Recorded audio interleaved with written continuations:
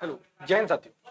तो आज के वीडियो में हम लोग आगे के मॉडल पेपर को सॉल्व करेंगे। जैसे कि आपको पता है कि हम लोग बीएससी नर्सिंग में जो जीके जीएस आती है उसकी मॉडल पेपर को सॉल्व कर रहे हैं और जान रहे हैं उसके साथ में कुछ अन्य जानकारी है जो आपके एग्जाम में आपको मदद करेंगे। ठीक है, तो आप मुझे आशा है कि आपने जो लास्ट के 3 मॉडल पेपर थे जीके जीएस के वो आपने देखे होंगे और जो चैनल पे आपको वीडियोस दी जा रही है उनको आप अच्छे से फॉलो कर रहे हैं।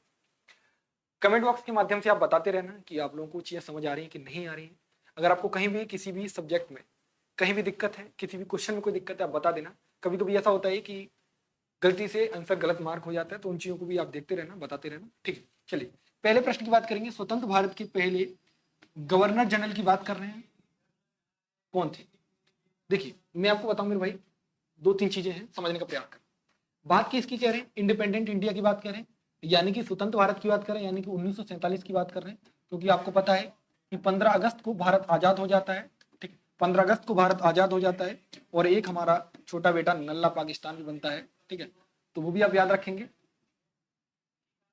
ठीक, अब इस टाइम पे आपके पहले देखो, पहले हुआ करता था ब्रिटिश राज, यानी कौन सा गवर्नर? ब्रिटिश राज हुआ करता था, तो ब्रिटिश के लोग हुआ करते थे। यानी कि इससे पहले गवर्नर जनरल कौन थे? तो लॉर्ड माउंटबेटन थे। ठीक है, अगर हम देखें तो आजादी से पहले लॉर्ड माउंटबेटन थे।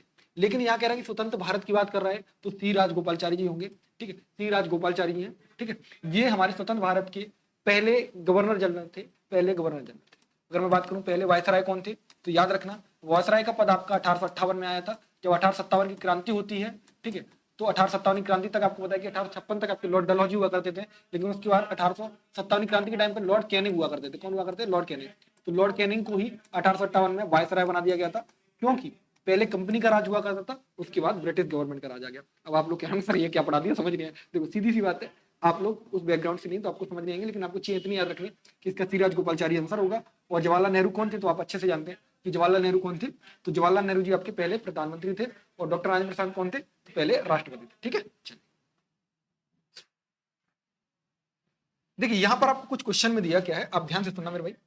यहां पर दिया है कि अर्थ एटमॉस्फेयर पर कौन सा गैस है, यानी गैस की बात करें, कौन सा गैस अधिक मात्रा में पाया जाता है वायुमंडल में। ठीक है, मैंने आपको कल परसों भी, शायद कल की वीडियो में मैंने बताया था कि जब हम बात करते हैं एटमॉस्फेयर में गैसेस की, तो गैस कौन कौन सी होती है? गैसेस की बात करेंगे तो आपको पता है नाइट्रोजन होती है जिसे N2 लिखते हैं, ऑक्सीजन होती है जिसे O2 लिखते हैं। ठीक है, अब बात करें तो इसके बाद कार्बन डाइऑक्साइड भी होती है, आर्गन भी होती है। मैंने आपको कल बताया था कि मान लीजिए 100% कोई चीज होती है तो उसमें 78% आपकी नाइट्रोजन गैस होती है और 21% आपकी ऑक्सीजन होती है। 1% बची हुई में आपकी आर्गन, कार्बन, ये सारी गैसेज होती है। लेकिन आर्गन पहले आती है, कार्बन डाइऑक्साइड बाद में आती है। ठीक है, तो ये भी याद रखना। तो यहाँ पर सबसे ज्यादा किसका पार्ट है? तो आपका नाइट्रोजन का है। ठीक है, क्योंकि 78% है। यहीं पर आपसे पूछ ले कि अर्थ पर कौन सा मेटल ज्यादा पाया जाता है, तो अल्मोनियम पाया जाता है। कौन पाया जाता है? अल्मोनियम पाया। ठीक है, चलिए ये आप इनके जो केमिकल फॉर्मूला होते हैं वो याद रखते रहना। सिंबल जैसे आपको पता है कि नाइट्रोजन का N होता है, लेकिन जब हम रखते हैं तो गैस के लिए N2 लगाते हैं। उस तरीके से ऑक्सीजन का O होता है। लेकिन अगर बात करूं पोटेशियम का क्या होता है, तो आप लोग कमेंट बॉक्स में बताइए। चलिए मैंने कल आपको बताया था, ये क्वेश्चन आता पूछा जाता है। वर्ल्ड एनवायरनमेंट डे की बात कर रहे हैं, वर्ल्ड एनवायरनमेंट डे है। तो भाई ये 5 जून को मनाया जाता है वर्ल्ड एनवायरनमेंट डे, और इस तरीके से 5 जून को मनाया जाता है। ऐसे आपको पता है कि 21 जून को बात करें तो सर 21 जून को क्या मनाता है? योगा डे मनाते हैं, योगा डे मनाते हैं। ठीक है, ऐसे आपको पता है कि हम बात करें तो 15 अगस्त, 26 जनवरी, 26 नवंबर को क्या मनाते हैं? तो कॉन्स्टिट्यूशनल डे मनाते हैं। अगर आपसे पूछ लूं कि 5 सितंबर को क्या मनाते हैं, तो टीचर्स डे मनाते हैं। तो ये सारे दिन होते हैं जो आपको अच्छे से याद रखने होते हैं। 5 जून होगा, इसका आंसर क्या होगा? 5 जून। अगर बात करें 22 अप्रैल को क्या मनाते हैं, तो अर्थ डे मनाते हैं, अर्थ डे मनाते हैं। 22 मार्च को क्या मनाते हैं? तो वाटर डे मनाते हैं, वाटर डे मनाते हैं। 2 फरवरी को क्या मनाते हैं? तो वेटलैंड डे मनाते हैं। ठीक है, ये भी याद रखना, वेटलैंड डे मनाते हैं।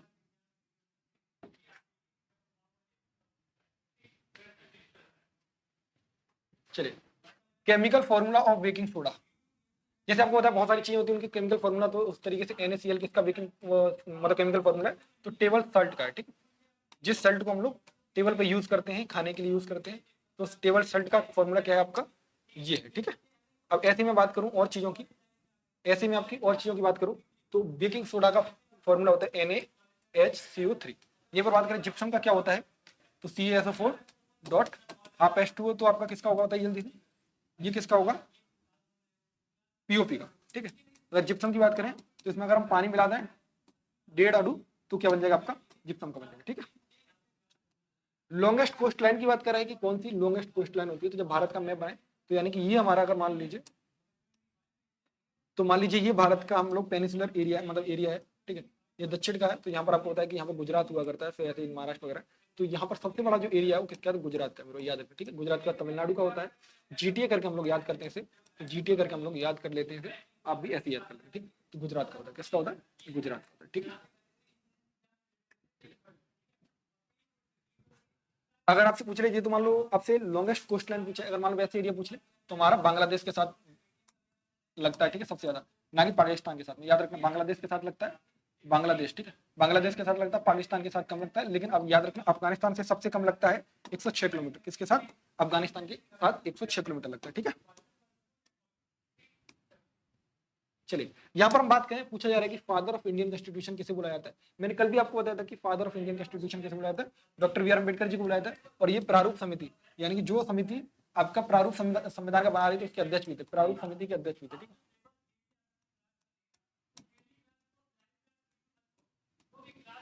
ठीक, उसके अध्यक्ष थे, ठीक। यहाँ पर हम बात करें कि ब्लड क्लॉटिंग के लिए हम लोग किस विटामिन का यूज करते हैं, तो याद रखें विटामिन के का करते हैं। विटामिन ए का हम लोग किस चीज के लिए करते हैं? तो नाइट ब्लाइंडनेस के लिए करते हैं। नाइट ब्लाइंडनेस की कमी, मतलब विटामिन ए की कमी से नाइट ब्लाइंडनेस होती है, वेरी वेरी आपका बी की कमी से होती है, इसकर भी आपकी उसकी वजह से विटामिन के बताती है। इसी तरीके से आप लोग विटामिन के विटामिन ई के बारे में बताइए, ठीक। विटामिन ई के बारे में बताइए। और आपको मैंने कल भी बताया था कि विटामिन जो वाटर में डिजोल्व होती है वो बी और सी होती है, और फेडेक आपकी जो होती है, ठीक है। तो फैट में कौन कौन सी होती है? ए, डी, ई और के, ठीक है। चलिए, जब हम बात करते हैं कि इसरो का हेडक्वार्टर कहाँ पे, डीआरडीओ का, आपसे ऐसे पूछे जाते हैं, तो डीआरडीओ का कहाँ पे है, इसरो का कहाँ पे है, ठीक है। ये आपको पता है स्पेस एजेंसी हमारी। ऐसे आपको पता है अमेरिका की कौन सी है? नासा है। अमेरिका की कौन सी है? नासा है। जाक्सा कहाँ की? तो जापान की जाक्सा है, ठीक है। तो याद रखना, ये सारी एजेंसी के बारे में पूछा जाता है। आदित्य एल 1 वगैरह, चंद्रयान 3 इसने पहुंचाया, तो इससे पूछ सकता है। कहाँ पे? तो बेंगलोर में है इसका हेडक्वार्टर, कहाँ पे? बेंगलोर में। न्यू दिल्ली में किसका? तो डीआरडीओ का न्यू दिल्ली के अंदर, ठीक है।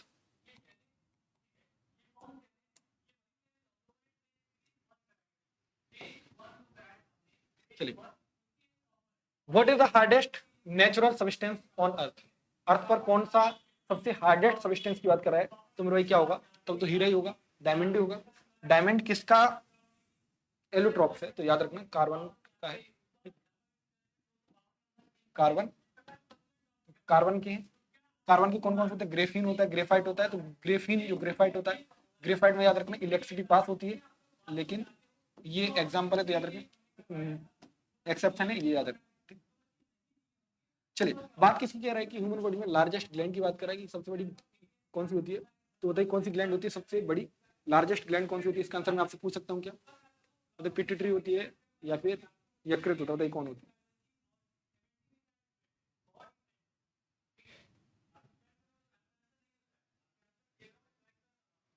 तो मेरे हिसाब से इसका लीवर होना चाहिए, तो आप भी देख लेना, इसका लीवर ही होना चाहिए, ठीक है। बताना मुझे कोशिका की खोज किसने की? यानी कि सबसे यूनिट, जो सबसे छोटी यूनिट होती है हमारी बॉडी की, स्मॉलेस्ट यूनिट ऑफ बॉडी होती है, तो ये आपने बायोलॉजी के अंदर पढ़ी होगी, स्मॉलेस्ट यूनिट ऑफ बॉडी। तो कौन सी होती है? सेल। सेल से मिलकर के क्या बनता है? तो टिश्यू बनते हैं, ऊतक बोलते हैं उसे, ठीक है। तो याद रखना, सेल्स को किसने खोजा था? रॉबर्ट हुक ने खोजा था। और ये रॉबर्ट हुक ने जो 1665 में खोजी थी, ये डेड सेल थी। क्या थी? डेड सेल थी, ठीक है, याद रखना डेड। आपको पता होना चाहिए इसमें एक माइट्रोकॉन्ड्रिया भी पाया जाता है सेल के अंदर। माइट्रोकॉन्ड्रिया को हम लोग क्या बोलते हैं? पावर हाउस ऑफ सेल, ठीक है। ऊर्जा गृह बोलते हैं, पावर हाउस ऑफ सेल बोलते हैं, ठीक है।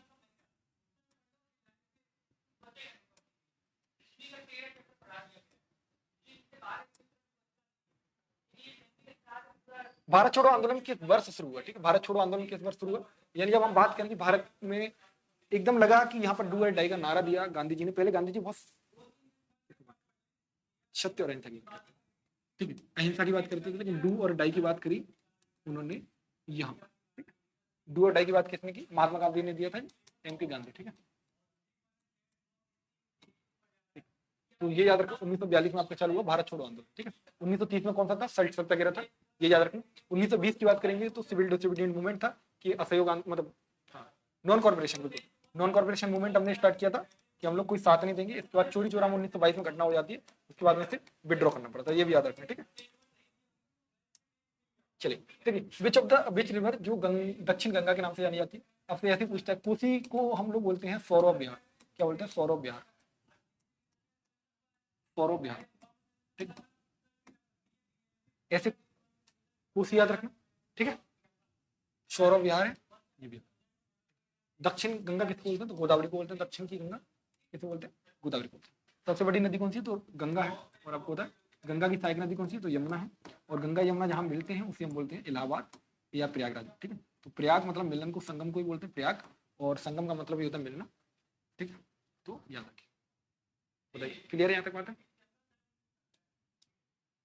अब देखो कुछ सिटियों के नाम होते हैं, जैसे मर्चेंट ऑफ द ईस्ट क्या है, इसका नाम क्या है? सिलिकॉन वैली आपको पूछा, तो सिलिकॉन वैली आप कहाँ पे होता है? आपको होता है बेंगलोर को हम बोलते हैं सिलिकॉन वैली। ठीक है, बेंगलोर में आपको ये जो नई इंडस्ट्रीज है, टेक इंडस्ट्रीज है, वो कहाँ पे है? तो आपकी बेंगलोर के अंदर। तो हम लोग क्या बोलते हैं?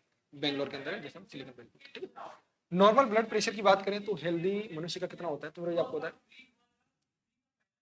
हाँ 120 और 80 mg होता है। ठीक है,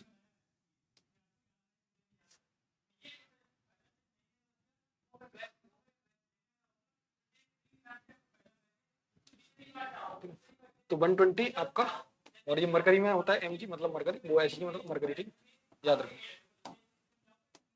और ये होता है थोड़ा ब्लड प्रेशर हम लोग नापते किसके अंदर है? जैसे आपको होता है स्टेथोस्कोप होता है उसके लिए, तो ब्लड प्रेशर के लिए कौन सा मीटर होता है जिसमें हम लोग नापते? बताइए।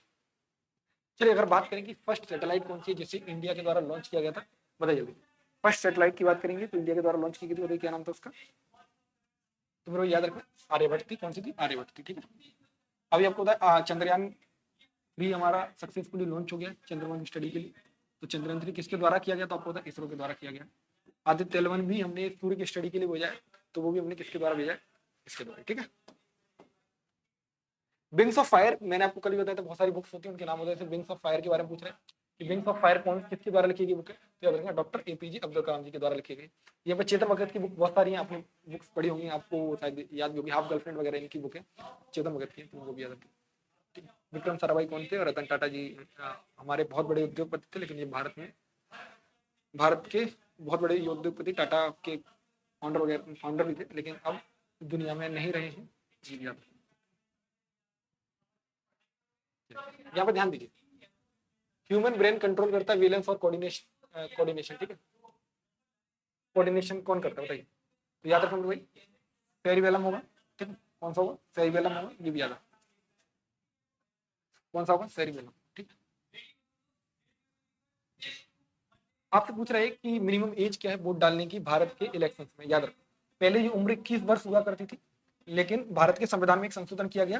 कब किया गया? तो वो आप याद रखना, 61st अमेंडमेंट एक्ट 1989। ठीक, 1989 में तब जाकर के इसकी उम्र कितनी कर दी गई? 18 वर्ष। तो याद रखना 18 वर्ष कर दी गई। तो इसका सही आंसर क्या होगा? 18 वर्ष।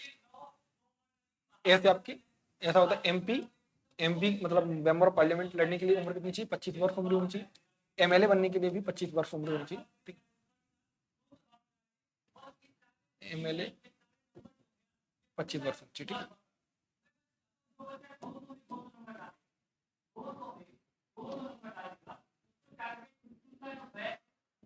लार्जेस्ट एरिया की बात कर रहा है कि विच इंडियन स्टेट है लार्जेस्ट एरिया, और आपको बहुत अच्छे से पता है कि सबसे जो बड़ा एरिया है राजस्थान। ठीक, राजस्थान। ठीक, सबसे बड़ा राजस्थान है। एरिया वाइज में देखा तो राजस्थान सबसे बड़ा है। फिर हम बात करें तो फिर कौन है? तो फिर आपका एमपी। पहले एमपी बड़ा हुआ करता था, 2001 में जब अलग हो गया एमपी छत्तीसगढ़, तो ये छोटा। सबसे छोटे राज्य की बात करें तो गोवा। ठीक, चलिए यहाँ पर हम बात करें कि आपसे पूछ रहे यूनिवर्सल डोनर कौन है? तो यूनिवर्सल डोनर की बात करेंगे तो ओ नेगेटिव यूनिवर्सल डोनर है। अगर हम बात करें कौन यूनिवर्सल एक्सेप्टर है, तो आप मुझे बताइए यूनिवर्सल एक्सेप्टर कौन है? श्रीलंका की कैपिटल की बात करेंगे तो कोलंबो होती है, लेकिन हम लोग यहाँ पर इन आंसर्स को डिस्कस नहीं करेंगे जो इतने छोटे आंसर।